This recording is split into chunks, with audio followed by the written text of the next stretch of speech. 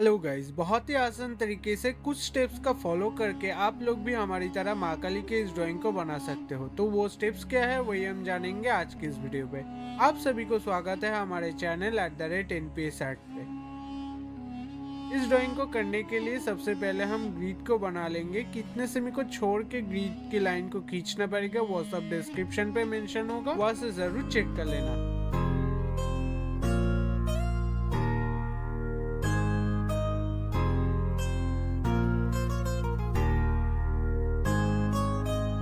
और हमने तो सभी ग्रिडों को बना लिया है। अब यहाँ पर आप देख ही सकते हो रेफरेंस फोटो को, इसके ऊपर हमने ग्रिड को बना लिया है। अब सिर्फ रेफरेंस को ऑब्जर्व करके स्टेप बाय स्टेप माँ काली की ड्राइंग को बनाएंगे। हम ड्राइंग को स्टार्ट करने वाले हैं आंखों के साथ। आंखों को बनाने के लिए ऊपर से 3 घर को छोड़ के और साइड से 1 घर को छोड़ के इन दोनों घर के बीच से जो लाइन गुजरा है वहां से हम स्टार्ट करेंगे। तो मैं कैसे इस आउटलाइन को पूरा कंप्लीट करता हूँ वो पूरा वीडियो को बिल्कुल भी स्किप न करके पूरे अंत तक देखते रहे। उम्मीद करता हूँ ये वीडियो आप सभी को अच्छा ही लगेगा।